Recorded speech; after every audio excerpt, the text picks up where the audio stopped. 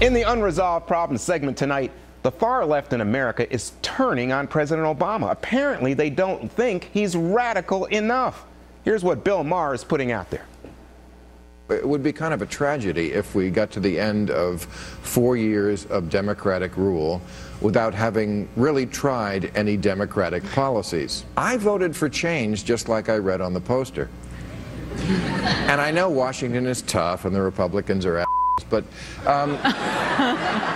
somebody has to tell me why Obama will not be more liberal about issues when even the public is on his side. Joining us from Washington, Fox News analyst, my pal, Mary Catherine Ham, and in Los Angeles, talk radio host Leslie Marshall, also a Fox News analyst. Leslie, let me begin with you. Why is the left turning on President Obama? Juan, this is nothing new. You know, whenever a president, whether it was Clinton or it's Obama, and certainly when there's a re-election campaign coming up, they perceive them as moving more to the center. They attack them. You get the environmentalists who say, hey, you didn't pass our legislation. You get the Latino and Hispanic voters who say, hey, you haven't passed our legislation. What happened to the DREAM Act there, Mr. President? And, of course, you have the same when it comes to the gay community and when it comes to civil unions between same-sex partners. So I think everybody's forgotten that there was a huge change. Osama bin Laden's dead. And I maintain, Juan, that's all he needs to put on any commercial or platform to be reelected. Uh-oh, Mary Catherine's snorting. She clearly doesn't like it. Mary Catherine, what do you make of what, not only what Leslie said, but what Bill Maher said?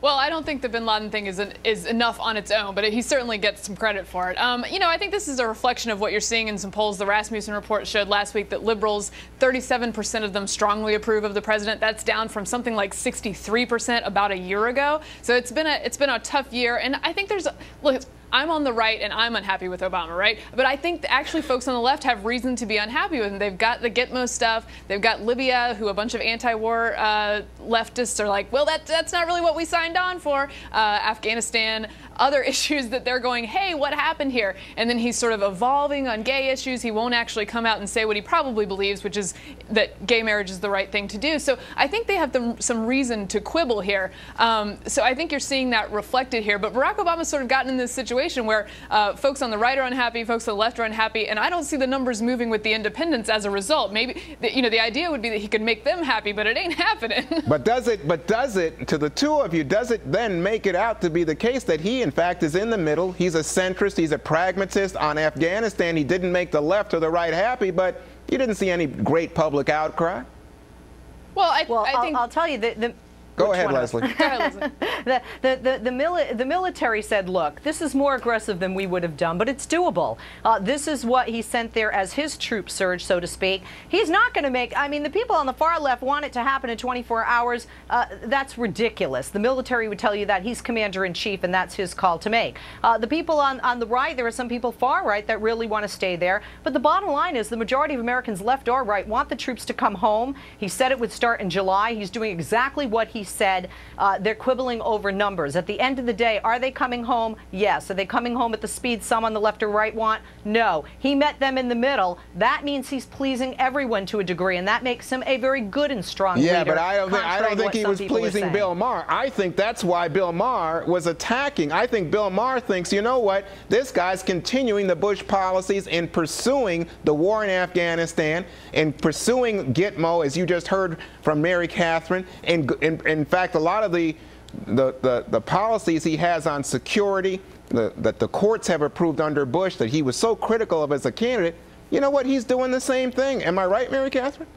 Yeah, he is doing the same thing on some of those issues. And as far as Afghanistan goes, it was a political decision, not a pragmatic decision. So that, I think, colors some people's view of it. But look, I think that the left is sort of learning about Barack Obama, what I saw during the campaign, which is that if you've got a problem that needs solving with a speech, he's totally there. He's your guy. If the soaring rhetoric is going to get your bill passed, he's your guy. But when it comes to like getting down to the nitty-gritty and the real negotiating, he doesn't like to take these strong positions and stake them out. Maureen Dowd, New York Times columnist this week, pointed that out in her column. He likes to sort of float above the conflict and then alight on the eventual solution and say, aha, this is exactly what I meant to do. Yeah, but in fact, that's sort of not what that wasn't it. It doesn't work for the left. All right, Mary Catherine, let me switch topics with you and go to the Blagojevich's conviction today.